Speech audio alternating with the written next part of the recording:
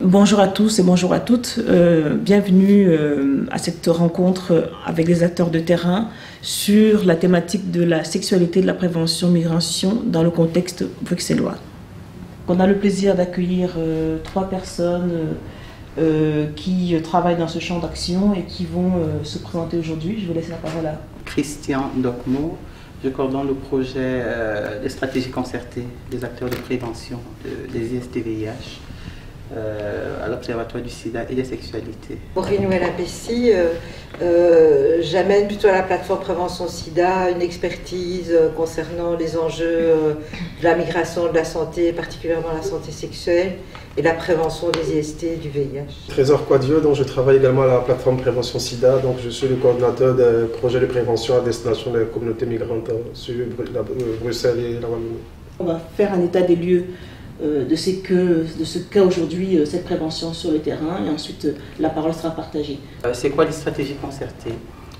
C'est un espace d'échange et de co-construction des stratégies justement de prévention des IST-VIH qui regroupe 20 institutions en région bruxelloise et en région wallonne qui se regroupent très régulièrement pour identifier les priorités d'action et ensuite porter le plaidoyer pour que ces actions puissent sur le terrain être concrétisées. Et donc, pourquoi la question des IST-VIH en pleine période de Covid? Ça, il faut le dire, simplement parce que pour nous, c'est important de garder l'attention, de ne pas la perdre, vu que même en contexte Covid, les IST-VIH continuent d'être présentes. Les communautés les plus concernées, c'est les HSH, pour hommes ayant des rapports sexuels avec d'autres hommes, et les personnes migrantes. Migrantes, mais peut-être qu'il est intéressant de préciser que c'est les migrantes d'Afrique subsaharienne.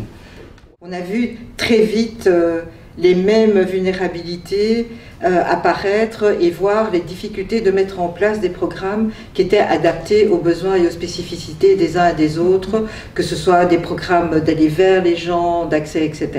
Et donc c'est un peu le même processus qu'on vit par rapport à tout ce qui est question de santé sexuelle depuis des années, puisque quand on parle de discrimination et de non-droit, il y a plusieurs niveaux. Il y a le niveau, je dirais, institutionnel et structurel qui génère quand même des discriminations importantes, non-accès aux soins, l'accès au séjour, l'accès aux droits sociaux, etc., sont un paquet très important qui vont impacter l'état de santé immédiatement, donc le droit à la santé et en même temps le droit au déplacement, etc., ça c'est une chose, mais il y a aussi toute la question de l'accès de la part des communautés au financement, à l'information, aux structures de soins qui n'est pas pris en compte, puisque là ça demande un travail d'information très important et qui traîne, qui peine à se mettre en place, d'où l'importance d'avoir une émission comme celle-ci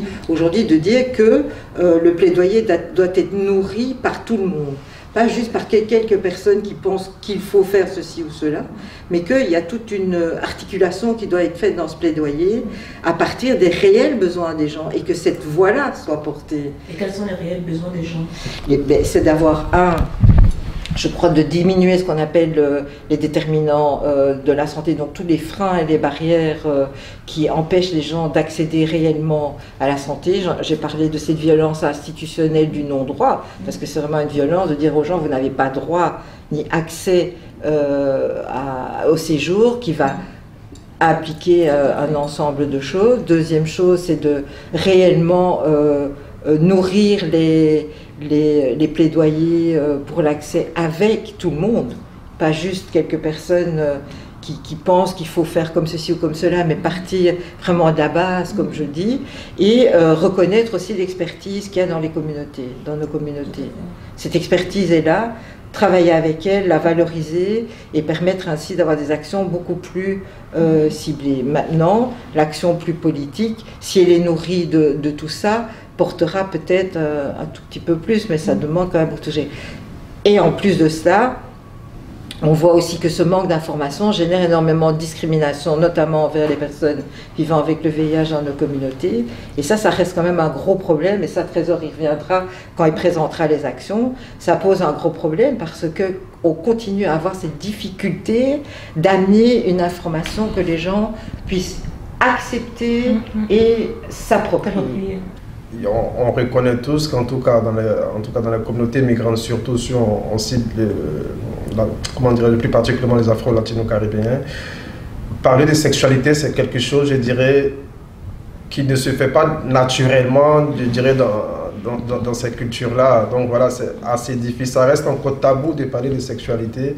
Et si on fait le parallèle donc avec le VIH, sachant que la première voie de contamination, ce sont justement les rapports sexuels, ça rend encore plus difficile d'aborder cette question-là.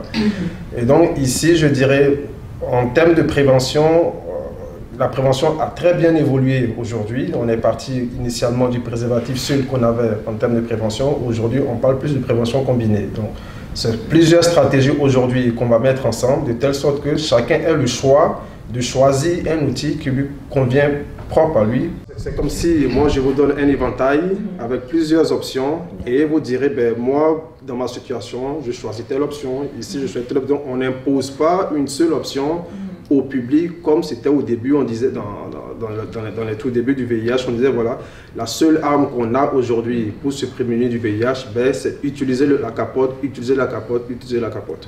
Aujourd'hui, ok, ça reste d'actualité, mais on a d'autres outils aujourd'hui qu'on pourra déballer au cours de l'émission ici, pour permettre à tout un chacun de prendre en charge sa santé sexuelle.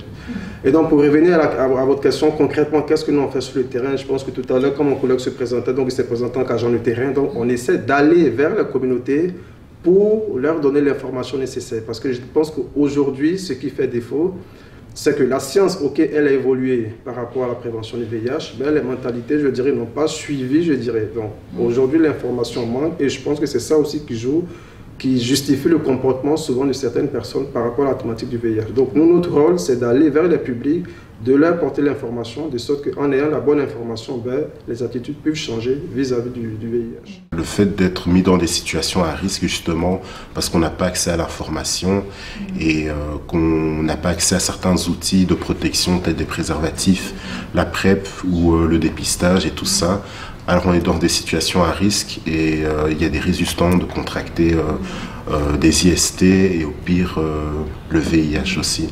Donc c'est un exemple de certaines réalités au fait. Qu'est-ce qu'aujourd'hui est conseillé pour la prise en charge du traitement des personnes atteintes du VIH? 3 principaux piliers qu'il faut retenir, donc c'est le préservatif, le dépistage et le traitement. Donc le préservatif, j'avais déjà expliqué, le dépistage, je vais l'expliquer un peu plus tard. Donc pour passer au 3e pilier qui sont les traitements, il faut savoir qu'aujourd'hui, une personne qu'on dépiste séropositive va recevoir systématiquement un traitement. En général, ça peut même se faire dans les 24 heures, maximum dans les 48 heures. Donc la personne est mise sous traitement. Et ce qui est intéressant juste de savoir, c'est qu'avec l'évolution thérapeutique qui s'est passée, c'est qu'on est passé d'une époque où les personnes séropositives, je dirais, avaient des piles de médicaments à prendre, aujourd'hui à des traitements qui se combinent pour la plupart en une seule pilule à prendre. Et donc déjà ça, d'un point de vue de l'observance, ça rend les personnes plus à l'aise à prendre quotidiennement leur traitement. Après, vous parlez de l'efficacité du traitement, c'est qu'aujourd'hui, on a de très bons médicaments qui font que, une fois que vous mettez une personne séropositive sous traitement, si elle adhère bien à ce traitement, dans un délai de 4 à 6 mois, elle va arriver à ce qu'on appelle une charge virale indétectable. Donc concrètement, qu'est-ce que ça signifie pour la personne? C'est que lorsqu'on va rechercher le virus dans le sang de la personne, lorsqu'on va essayer de quantifier le nombre de virus dans le sang de la personne, on n'arrive plus à voir ce virus-là. Donc ça ne veut pas dire que la personne est guérie, mais en tout cas le virus n'est plus actif dans le corps, dans le sang de la personne. Et une fois que la personne arrive à ce stade-là, elle ne peut plus transmettre le virus à une autre personne, même si elle a des rapports sexuels non protégés. Il aurait été intéressant d'avoir effectivement l'avis de Mme Sarah Desmarthes sur la question de ce plaidoyer, compte tenu des assises qui sont tenues tout dernièrement, qui vont se clôturer le 9 novembre, je crois, sur la problématique des discriminations et sur l'implication d'un plaidoyer sur la question de la prise en charge des maladies sexuellement transmissibles auprès du plan NAPA, qui est le plan interfédéral de lutte contre les discriminations. Donc si Mme Desmarthes avait déjà fait un travail dans ce sens-là, ce serait intéressant peut-être après d'avoir son avis, son retour là-dessus. Par rapport aux spécificités des femmes et par rapport à la question sur le VIH, aujourd'hui, les deux groupes, et ça c'est depuis le début de l'épidémie, les deux groupes qui sont vraiment les plus touchés, c'est les hommes ayant des rapports sexuels entre hommes et c'est les migrants subsahariens. Et justement, on utilise cette catégorie de migrants subsahariens en Belgique comme partout en Europe, alors qu'on n'est pas en mesure de dire est-ce qu'on parle de migrants, est-ce qu'on parle de Belges qui ont migré, qui sont d'origine africaine subsaharienne, est-ce qu'on parle de seconde génération, ça on sait à peu près que non. Mais bon, on a cette catégorie qui est un petit peu difficile. Mais donc voilà, c'est la seconde génération, le second groupe qui est le plus touché, et en particulier les femmes. Et ce qu'on sait maintenant depuis quelques années, c'est au niveau européen. On a longtemps pensé que c'était le paradigme de la maladie importée. Donc les personnes viennent de continents où il y a une forte endémie, donc ils viennent avec une situation de santé.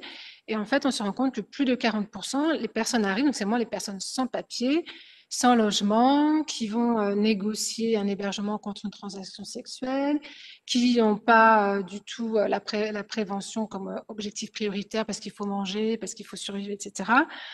Et donc là, on voit vraiment que c'est au niveau de nos politiques d'immigration, d'accueil, que c'est ça qui expose en fait, qui constitue un risque pour les personnes. Il faut savoir que dans certaines circonstances aussi, le traitement agit comme un moyen de prévention. Donc, imaginons par exemple que vous avez pris un risque et que vous savez que vous avez eu ce risque. Il faut savoir, donc concrètement, une prise de risque, c'est quoi? Imaginons que ce week-end, je sors, allez, j'ai une rencontre, je ne connais pas le statut de la personne. Dans l'effet de l'action, allez, 1 ou 2 verres, 3 verres, allez, j'ai des rapports sexuels non protégés au cours de cette soirée-là. Clairement, ça, c'est une situation à risque. Et aujourd'hui, il existe des moyens pour limiter le risque de contamination si j'ai été en contact avec le virus lors de ce rapport non protégé. Et donc, concrètement, comment ça se passe? Ça se passe avec un traitement qu'on va vous donner, maximum dans les 72 heures. Donc, tout de suite, lorsque vous vous rendez compte qu'il y a eu un risque, il faut aller dans les urgences d'un hôpital qui dispose d'un centre de référence VIH. Donc, vous pourrez trouver la liste de tous les hôpitaux qui ont un centre de référence VIH sur notre site internet www.préventionsida.org. Et arrivé aux urgences, qu'est-ce qui va se passer? Le médecin qui va vous recevoir va évaluer avec vous le risque que vous avez pris. Donc, sur base de l'évaluation qui va être faite, s'il se rend compte qu'en effet, il y a eu une prise de risque avérée, il y a un traitement qui va vous être administré. Donc, c'est un traitement qui va durer 28 jours. Et ce traitement fera que si vous avez été en contact effectivement avec le virus lors de ce rapport, eh bien, vous ne serez pas contaminé par le VIH. Et aujourd'hui, ça aussi, c'est une information que les gens ne savent pas au fait. Donc, il arrive souvent parce qu'on reçoit plein de coups de fil au bureau où des gens nous appellent et ils nous disent « Oui, écoutez, il y a 3 jours de cela, j'ai pris un risque. Est-ce qu'il y a la possibilité de faire quelque chose ?» Non, c'est trop tard parce que la personne nous aurait appelé 24-48 heures plus tôt. Il y avait encore la possibilité de faire quelque chose pour ne pas que la personne soit contaminée si elle avait été en contact avec le VIH. Et donc, ce traitement, aujourd'hui, s'appelle le traitement post-exposition. Donc, parce qu'il y a eu une exposition, on met quelque chose en place pour ne pas que vous soyez contaminé. Et donc, ça aussi, ça a toute son efficacité. Et aujourd'hui, c'est un moyen de prévention aussi qu'on a qui doit être connu du grand public. La troisième option où les traitements également agissent comme un moyen de prévention, c'est dans le cas où on sait volontairement qu'on prend des risques. Donc, si je me mets dans la peau d'une personne qui se dit clairement, moi, le préservatif, c'est quelque chose avec lequel je ne suis pas à l'aise et fréquemment j'ai des rapports sexuels. OK, pour ce profil-là, il y a aujourd'hui ce qu'on appelle la PrEP, qui est l'abréviation du traitement pré-exposition. Donc, tout à l'heure, j'ai parlé du traitement post-exposition. Donc, il y a eu un risque, on met en place quelque chose. Ici, déjà, même que je prenne le risque, je vais mettre déjà en place une mesure de prévention parce que je sais que je vais prendre un risque. Et donc, ce sont des pilules, des cachets que la personne va prendre. Donc, il y a différentes façons de prendre ce traitement-là. Soit chez les hommes, il existe 2 façons de prendre ce traitement-là. C'est un traitement qui sera pris de façon continue. Donc, c'est une pilule chaque jour que la personne va prendre. Ou alors, c'est un traitement qui va se prendre de façon discontinue. Donc, c'est un traitement à la demande. Donc, si je prends le schéma continu, ça sera plutôt pour un profil de personnes qui diront, voilà, régulièrement, moi j'ai des rapports sexuels, et mes rapports sexuels, je les veux sans préservatif. Donc, on conseillera donc à la personne, ok, utiliser la PrEP de façon continue. Donc, la personne va démarrer d'abord par 2 pilules, donc le premier jour, et à partir du deuxième jour, elle prendra une pilule, chaque jour une pilule de façon quotidienne. Si bien qu'une fois qu'elle démarre son traitement, je n'appelle pas ça un traitement, mais une fois qu'elle va démarrer cette mesure de prévention, elle pourra avoir ses rapports sexuels non protégés. Si jamais elle rentre en contact avec le virus, eh bien, elle ne sera pas contaminée par le VIH. Ce qu'il faut savoir, comme ça reste quand même des cachets que la personne va prendre, il y a quand même un suivi qui est mis en place, en général tous les 3 mois. Pourquoi? Parce que, comme j'ai dit, c'est des pilules que vous prenez, mais surtout c'est parce que vous vous protégez certes du VIH, mais vous ne vous protégez pas des autres IST. Donc, je cite par exemple la chlamydia, la gonorrhée, la syphilis, qui sont d'autres IST qui s'attrapent par voie sexuelle. Et donc, ce suivi régulier qui est mis en place, c'est pour que justement, si vous contractez, on se rend compte que vous avez contracté une autre IST, et bien qu'un traitement soit mis en place et que vous soyez guéri de cette IST-là. Et par contre, pour des personnes qui diront, ok, moi je suis dans une optique où mes rapports sexuels sont toujours planifiés, je sais quand est-ce que je vais les avoir, plutôt que de leur conseiller le schéma continu, on leur dira, ok, plutôt que de prendre le schéma continu, il faudrait prendre le schéma à la demande. Et donc, le schéma à la demande, comment ça va fonctionner? C'est que, imaginons que je sais que ce week-end, j'irai à une soirée, forcément, je ferai une rencontre, j'aurai des rapports sexuels. En ce moment, on dira, ok, 2 heures maximum avant le temps estimé de vos rapports sexuels, vous prenez 2 pilules. Ok? Vous prenez vos 2 pilules, vous avez vos rapports sexuels. Le lendemain, plus ou moins à la même heure, vous prendrez une autre pilule. Donc, ça fera 3 pilules. Et le surlendemain, plus ou moins à la même heure, vous prendrez encore une dernière pilule. Ce qui fait que vous aurez pris 4 pilules. Et vous vous arrêtez. Ces 4 pilules que vous aurez pris feront que si vous avez été en contact avec le virus lors de vos rapports sexuels, eh bien, vous serez protégé parce que vous aurez pris ces 4 pilules.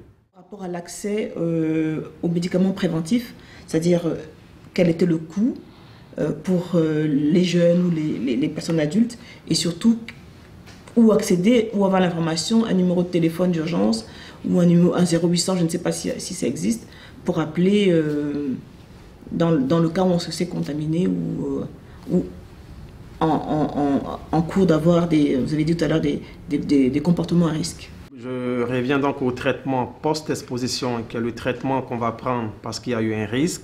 Il faut savoir que ce traitement-là se donne, comme j'ai dit, au niveau des services d'urgence des hôpitaux qui disposent d'un centre de référence VIH. Donc, vu que nous sommes dans le contexte bruxellois aujourd'hui, donc si jamais vous avez besoin de recevoir une TPE parce qu'il y a eu un risque avéré, il faut se rendre soit aux urgences de l'hôpital Erasme, soit aux urgences de l'hôpital Saint-Pierre, soit aux urgences de l'hôpital Saint-Luc, donc la clinique universitaire Saint-Luc, ou alors à l'hôpital UZ Bruxelles. Donc, sur Bruxelles, ce sont les 4 endroits où il faut avoir ce réflexe-là de se rendre si jamais il y a eu une prise de risque. En termes de coût, il faut savoir que c'est un traitement qui est gratuit. Donc, quand je dis gratuit, ce sont les pilules qui vous seront données gratuitement. Mais la consultation médicale, elle vous sera facturée et les tests vous seront facturés. Parce qu'un premier test VIH sera d'abord fait pour savoir est-ce qu'avant ce risque-là, vous n'étiez pas d'abord porteur ou porteuse du virus pour qu'on puisse d'abord vous donner ce traitement. Donc, certes, le médicament lui-même, il sera gratuit, mais il aura ses frais annexes qui risquent, pour certaines personnes, d'être un frein. Mais cela ne doit pas être un frein parce qu'il existe toujours au niveau des cellules d'urgence un service social qui fera que d'abord la priorité, ce sera qu'on vous prenne en charge et après les questions financières, on trouvera le moyen d'y répondre. Donc ça, c'est pour ce qui concerne le traitement post-exposition.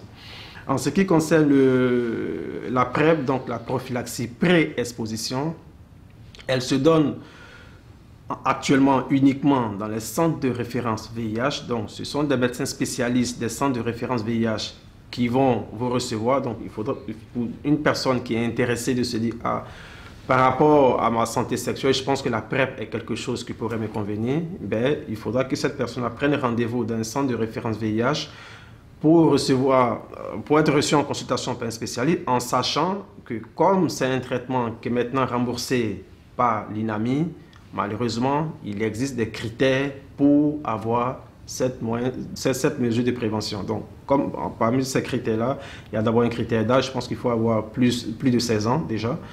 Il faut, comment dirais-je, soit être HSH, donc ou avoir une orientation sexuelle d'un homme qui a des relations sexuelles avec un homme. Les personnes originaires d'un pays à forte endémie, donc les personnes migrantes, peuvent rentrer dans cette catégorie-là, ou alors les compagnes des personnes séropositives. Donc d'un couple sérodiscordant, ben, la personne séronégative peut, le temps que la personne séropositive soit en charge virale indétectable, la personne peut être sous PrEP pour avoir des rapports avec le partenaire séropositif. Donc ce sont ces différents critères qui vont être pris en compte pour délivrer la PrEP à la personne qui en a besoin. Et donc, le médicament lui-même, pour une boîte de 30 pilules, je pense que remboursée, elle revient autour de 12 € la boîte de 30 pilules. Mais comme j'ai dit, les frais annexes qui vont venir, ben, ça sera la consultation du spécialiste qu'il faudra payer. Ce seront tout le bilan médical qui va être d'abord fait avant de vous donner la PrEP. Et après, il faut être sûr que avoir les moyens de pouvoir payer les consultations régulières qui vont être mises en place pour le suivi de la personne. Et donc, les endroits à Bruxelles où, si vous êtes intéressé à avoir une prescription de PrEP, ben, ça sera toujours à l'hôpital Erasme, à l'hôpital Saint-Pierre, à l'hôpital Saint-Luc ou à l'UZ Bruxelles. Je vais laisser peut-être prendre une question dans le public et puis après, on va vous dire merci. Ce fut très, très, très enrichissant. Pour la prise en charge des personnes qui sont contaminées, il faut tout de même que la personne soit dans une situation de régularisation ici en Belgique. Qu'en est-il pour qu'est fait les pouvoirs publics pour les personnes qui ne sont pas inscrites dans la mutuelle, qui n'ont pas accès notamment ou la possibilité d'aller voir directement les spécialistes, parce que pour voir les spécialistes, il faut avoir sa carte d'identité, pour pouvoir être remboursé, il faut être dans la régularisation. Comment est-ce que cela procède? Ça, c'est ma première question. Ma deuxième question, c'est les MST, c'est quand même, surtout les VIH, les SIDA, c'est quand même tabou d'en parler, même c'est très très mal vu, même d'ailleurs si tu l'as, que ce soit à l'école ou dans la famille ou dans les entourages. Qui fait les pouvoirs publics, notamment dans les éducations, pour amener aux gens, surtout les jeunes enfants dans les écoles, pour les amener à moins mal voir les gens qui sont atteints de ces maladies-là, pour essayer, parce que c'est quand même un poids psychologique de se sentir rejeté, alors qu'on a besoin de soutien dans ces situations-là. Est-ce qu'il n'y aurait pas une solution pour vraiment donner dans le ministère de l'Éducation, par exemple, des côtés, dans les cadres éducatifs, faire où vous allez faire des conférences, des prises de conscience, ou prendre un nom. C'est pas parce que la personne est atteinte de VIH que vous ne pouvez pas s'asseoir avec ou manger avec, etc. Voilà, c'est tout ce que j'avais comme question. Merci. Je pense que la première chose que nous, on a mis en place, en tout cas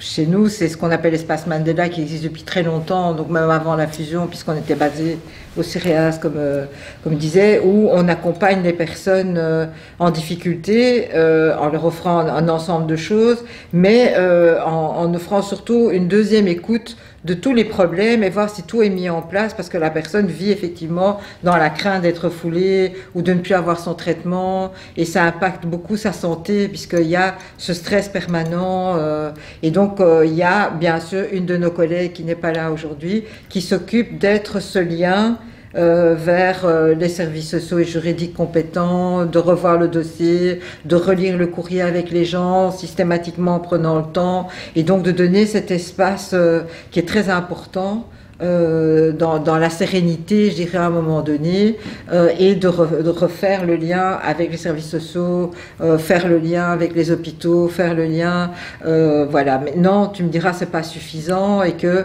les gens vivent effectivement dans ce stress permanent, ce qui va augmenter, bien sûr, certains ont des difficultés à devenir indétectables, simplement parce qu'il y a aussi tout le stress, etc.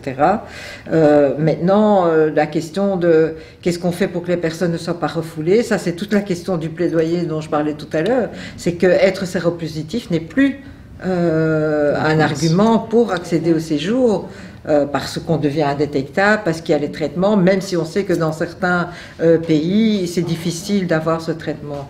Donc là, il y a toujours ce double travail que je dis, c'est d'assurer et d'avoir des actions envers les personnes concernées, les personnes vivant avec le VIH, et voir comment on peut travailler avec elles et les soutenir.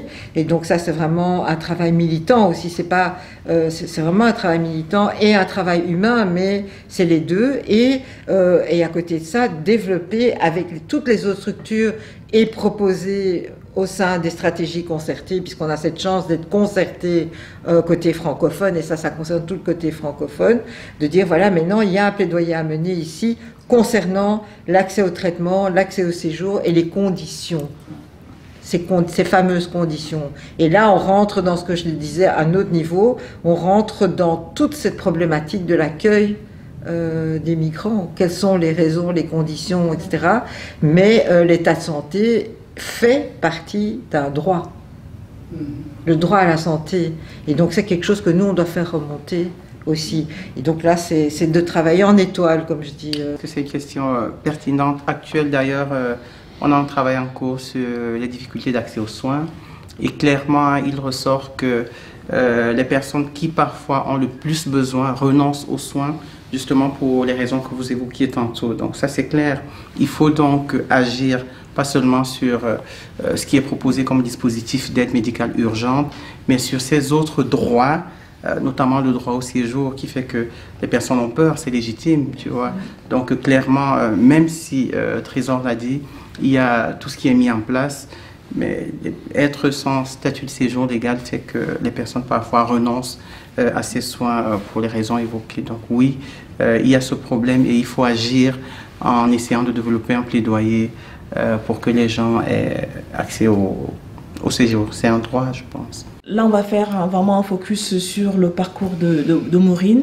Elle va nous expliquer un peu son parcours en tant que travailleuse de terrain. Au niveau de mon parcours, j'ai commencé quand même il y a 35 ans, pile. Là maintenant, donc en 86, la lutte contre le VIH, qui était plutôt, je dirais, un engagement plus militant, puisque j'étais basée au sein d'un gros service de droit et défense des étrangers, d'accès, etc. Et personne ne comprenait pourquoi on s'était rajouté cette maladie que personne ne comprenait, etc.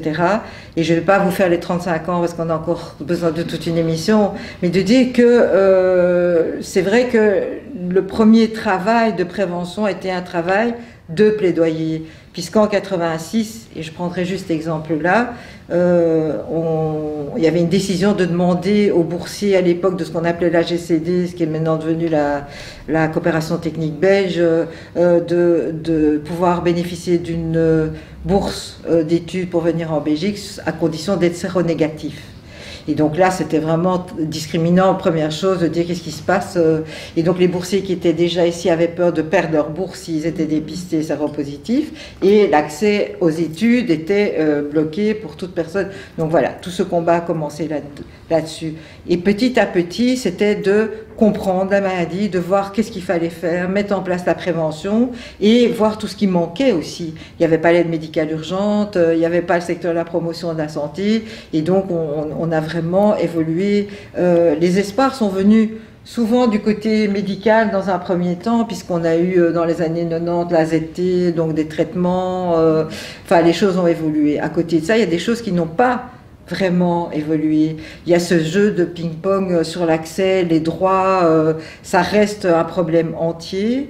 Ce qui n'a pas changé, comme je disais, c'est la discrimination. Je dirais même que parfois elle est plus forte alors que la personne maintenant ne peut plus transmettre le virus lors de relations sexuelles non protégées par un préservatif. C'est quand même phénoménal quand je vois d'où on est parti pour voir où on est maintenant. Il y a vraiment un travail d'information de fond pour amener cette lutte contre les discriminations, parce que ça c'est pas possible tant qu'il y aura cette discrimination. Peut-être que dans le parcours que j'ai effectué, très vite je me suis dit mais bon sang, on n'arrête pas de faire de la prévention au début pour les personnes séronégatives. Qu'est-ce qu'on fait des personnes séropositives?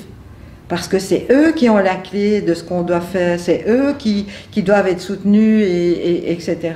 Et donc là, très vite, j'ai mis en place un groupe plutôt convivial pour les personnes plus vulnérables, les personnes migrantes ou afrodescendantes, un groupe de personnes avec le VIH, qui était complètement différent de ce qui existait, parce que les groupes de parole trop thérapeutiques ne correspondaient pas, et c'est devenu ce qu'on appelle aujourd'hui l'espace Mandela, qui est géré au sein de la plateforme par notre collègue Grace, voilà. Mais tout ça pour dire que ce qui était important, c'est chaque fois d'être un pas en avant et de mettre le plaidoyer et d'avancer, de dire il nous faut ça, de rentrer dans les réseaux européens qui ont disparu, parce que l'argent ne vient plus pour ça non plus. Donc c'est vraiment un travail vaste, mais qui a été aussi soutenu d'un côté par les avancées, mais de l'autre côté aussi par l'organisation qui commençait à se faire, l'arrivée de la promotion de la santé, et puis on a commencé à réfléchir les stratégies concertées de lutte contre le sida à l'époque, puisqu'on parle encore de plus de sida, etc. Donc pour conclure, on a bien compris qu'aujourd'hui, en matière de prévention, il était important d'avoir l'information. Donc, on va remercier tous les acteurs qui ont été présents aujourd'hui. Donc, Christian, le chargé de projet de l'Observatoire du sida et des sexualités, Maureen et Trésor, qui sont de la plateforme Prévention Sida. Vous n'hésitez pas, en allant sur les pages de BAM TV, à voir les coordonnées de ces différents acteurs pour avoir accès à l'information qui est essentielle pour la lutte et la prévention en matière de prise en charge du VIH.